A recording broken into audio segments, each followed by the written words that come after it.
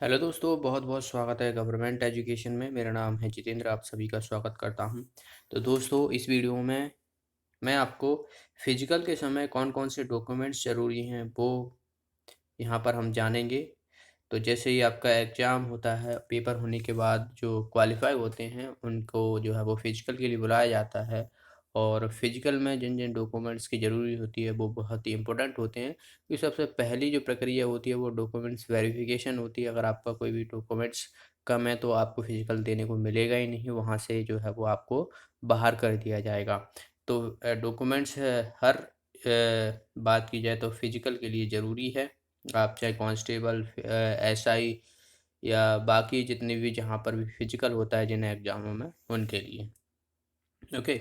तो बेसिकली अगर देखा जाए तो 2017 में जब एग्ज़ाम हुआ था तो जब मैं फिजिकल देने गया था तो वहाँ पर जिन जिन डॉक्यूमेंट्स की ज़रूरत पड़ी थी, 10th की मार्कशीट, 12th की मार्कशीट, एडमिट कार्ड की अगर हम बात करें तो एडमिट कार्ड जो अपना फिजिकल के लिए वहाँ पर निकाला जाता है। तो जैसे आप एग्ज़ाम देते हुए तो एक तो एडमिट कार्ड जो रहता है वो पेपर के लिए रहता है। पेपर क्वालिफ़ाई होने के बाद आपको एक फिजिकल के लिए भी एडमिट कार्ड होता है, उसमें वेन्यू दिया रहता है कि कहाँ पर आपका फिजिकल हो रहा है। ओके, जैसे आपको भोपाल हो सकता है, जबलपुर हो सकता है या जहाँ भी सागर में हो सकता है, जहाँ भी फिजिकल होते हैं। तो मेरा जैसे कि जबलपुर में हुआ था, तो वहाँ पर रोज़गार पंजीनी, ओके, आधार कार्ड।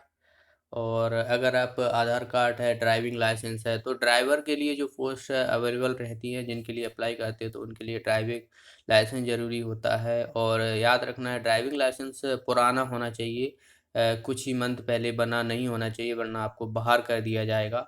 तो पुराना जो है वो ड्राइविंग लाइसेंस होना चाहिए। और जाति प्रमाण पत्र, अगर आप ओबीसी एसटी एसटी कैटेगरी के हैं तो जाति प्रमाण पत्र ज़रूरी है। मूल निवासी प्रमाण पत्र, मूल निवासी बहुत ही ज़रूरी है कि अगर आप मध्य प्रदेश के निवासी हैं तो मूल निवासी बहुत ज़रूरी है। ये आपको बात की जाए तो हेल्प करेगा कि आप कहाँ से हो। अगर आपका मूल निवासी प्रमाण पत्र है ही नहीं है तो पता कहाँ से पड़ेगा कि आप कौन से स्टेट से हो। तो जितने भी अदर स्टेट्स है तो वहाँ का भी होना चाहिए कि आप दूसरे राज्य से हो। ओके, तो मूल निवासी भी ज़रूरी होता है। बाकी जो जनरल कैटेगरी के होते हैं और बाकी अदर स्टेट से एससी एसटी ओबीसी सभी के लिए मूल निवासी है। जाति प्रमाण पत्र केवल उन लोगों के लिए जैसे कि ओबीसी वाले हुए, एसटी, एससी वाले हुए, तो इनके लिए जाति प्रमाण पत्र ज़रूरी होता है। तो जैसे ही आप बात की जाए तो फिजिकल जब स्टार्ट होता है तो सुबह से ही लाइन लग जाती है, करीबन 3 बजे से ही जो है वो सुबह के लाइन लगना स्टार्ट हो जाती है और बहुत सारी भीड़ होती है।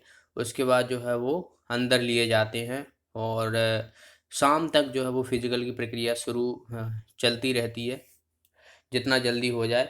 और फिजिकल के बाद जैसे ही आप अंदर जाओगे तो पहले तो आपको एडमिट कार्ड देखा जाएगा, आधार कार्ड देखा जाएगा, उसके बाद अंदर ले लिया जाता है।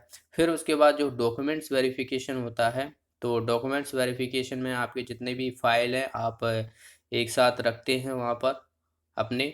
और बाकी जो भी बैग हुआ और मोबाइल फ़ोन्स वगैरह वो आपको अलग रखना पड़ता है। उसके बाद वापस नहीं वो आप आओगे वहाँ से, जब आपका फिजिकल हो जाएगा तभी जो है वो आपको वो बाकी सामान मिलता है। तो वो रखते हैं, वो अपनी रिस्पॉन्सिबिलिटी होती है। वहाँ पर कोई भी सुविधा नहीं होती है। जैसे कि जबलपुर में कोई नहीं था, वहाँ पे सुविधा नहीं थी, वो खुद की रिस्पॉन्सिबिलिटी है अगर आपका सामान रखा है। तो बाकी अदर जगह का पता नहीं, जो भी हुआ हो। ओके, तो जैसे ही आप जाओगे तो रो बाय चलती है, जैसे ही ग्रुप बाय चलते हैं तो रो बाय चलती हैं। तो जिसमें ओबीसी के अलग, एसटी एसटी एससी कैटेगरी के अलग होते हैं, जनरल के अलग होते हैं। तो उनको जो है वो अलग अलग रो में जो है वो भेज दिया जाता है वेरिफिकेशन के लिए। और वहाँ से जाके नहीं, फिर अगला जो होता है वो फिंगरप्रिंट्स होता है। तो जो आधार कार्ड रहता है उसकी फिंगरप्रिंट्स मिलना बहुत ज़रूरी होता है। सर्दियों का टाइम था, उस टाइम पे तो बहुत से लोगों की फिंगरप्रिंट्स मिली ही नहीं थी, तो उनको जो है वो बाहर कर दिया गया था, क्योंकि सर्दियों के टाइम पे जो अपनी जो चमड़ी होती है वो उधड़ सी जाती है। तो फिंगरप्रिंट्स भी लोगों की नहीं मिली थी, तो बाहर हो गए थे वो लोग।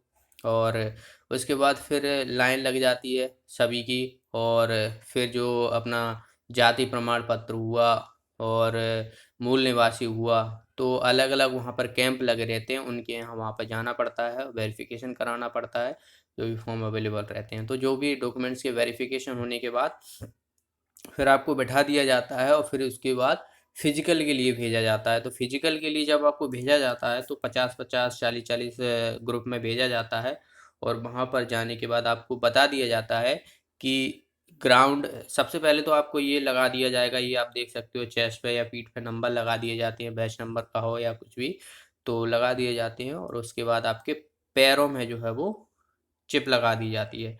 तो घड़ी की तरह होती है। तो क्या होता है कि जैसे ग्राउंड होता है ना, तो वहाँ पर सेंसर लगा रहता है जहाँ से आप, तो यहाँ से जैसे ही आप गुज़रोगे, दोनों पैरों में सेंसर लगाती है, जो जैसे ही आप गुज़रोगे, तो वो चालू स्टार्ट हो जाती है। तो जो जबलपुर का ग्राउंड था, वो 400 मीटर का था। तो 2 राउंड जो है वो लगाने रहते हैं, सभी का जो है वो 400 मीटर ही रहता है। जबलपुर का ग्राउंड थोड़ा टिल्ट है, थोड़ा एक तरफ ऊंचा है तो दूसरी तरफ ढलान है, तो ऐसा है। तो कोई फ़र्क नहीं पड़ता है उससे, सभी के लिए वो तो बराबर ही रहेगा। अगर आपने फिजिकल की तैयारी की है तो आसानी से निकाल सकते हो। बाकी एक बात हमेशा ध्यान रखना, क्योंकि बहुत से लोग जो है वो अनक्वालिफाई हो जाते हैं, क्योंकि जो ग्राउंड रहता है वहाँ पर गिट्टी पड़ी रहती है। तो जबलपुर के ग्राउंड में जो है वो गिट्टी पड़ी थी, उसके बाद जो है वो फिसलने का जो है वो चांस रहता है, तो इस वजह से अनक्वालिफाई हो जाते हैं बहुत से लोग। तो ये भी चीज़ें याद रखना है आपको। बाकी जैसे ही आप ये सब लगा के नहीं, वो वहाँ पे बता दिया जाता है कि ये जो, जैसे ये ग्राउंड है पूरा, जैसे कि मैं बात करूँ, ये ग्राउंड है, ट्रैक है ये पूरा अंदर, तो ये वाला जो अंदर वाला जो पोर्शन रहता है वो 400 मीटर का रहता है। ये आप बाहर जाओगे ना तो बढ़ता जाएगा। तो वो साफ साफ बोल देते हैं कि जो अंदर की जो किनारी है वो 400 मीटर की है। तो आप अगर इसके सहारे दौड़ते हो ना, तो आपको ज़्यादा दौड़ना नहीं पड़ेगा, वरना आप यहाँ पर दौड़ोगे ना तो 400 की जगह आप ज़्यादा जोड़ जाओगे। तो ये भी ध्यान रखना है आपको। और डॉक्यूमेंट्स तो है ही हैं वेरिफिकेशन के लिए, बहुत ज़रूरी है। तो इतनी चीज़ें हैं। बाकी दौड़ने में एक चीज़ याद रखना कि जहाँ भी आप अपनी फ़िज़िकल की तैयारी कर रहे हों, तो जो आपका ग्राउंड होता है, एक ही ग्राउंड में मत दौड़ना, अलग-अलग ग्राउंडों में दौड़ना। जैसे कि आपका फ़िज़िकल नज़दीक हो आता जाए, तो क्या करना, जितनी भी ग्राउंड हो वहाँ पर सब जगह जाके नहीं, आप अपनी टाइमिंग जो है वो लगा के सब जगह दौड़ लेना है। क्योंकि आपका एक ग्राउंड में दौड़ते हो ना, एक ही ग्राउंड में, तो वो आपको लगता है फ्रेंडली हो जाता है। अगर आप नई जगह जाते हो, तो वहाँ पर थोड़ा आपको बड़ा दिखता है कोई ग्राउंड, तो कोई छोटा दिखता है। तो ये बहुत सी छोटी-छोटी चीज़ें हैं जो आपका मोटिवेशन या कॉन्फिडेंस कराती हैं, बढ़ाती हैं। तो इसीलिए जो है वो आप आस-पास में या कहीं भी हो ग्राउंड, तो चले जाना, दौड़ लेना। जैसे कि भोपाल की बात की जाए तो व्हील ग्राउंड हुआ, और अपना एक सीआरपीएफ ग्राउंड है, तो 3-4 ग्राउंड है, मेला मेला ग्राउंड है, तो वहाँ पर सभी लोगों ने, जितना भी ग्रुप था हमारा, तो सभी लोग जो है वो अलग-अलग जगह दौड़ते रहा करते थे। तो ये भी चीज़ें बहुत ही इम्पोर्टेंट होती हैं, छोटी-छोटी चीज़ें हैं बट इम्पोर्टेंट हैं, तो ये सब चीज़ें आपको याद रखना है। ओके? तो बाकी डॉक्यूमेंट्स मैं बता चुका हूँ आपको। तो इतनी चीज़ें हैं, ज़रूरत पड़ती हैं आपको फिजिकल।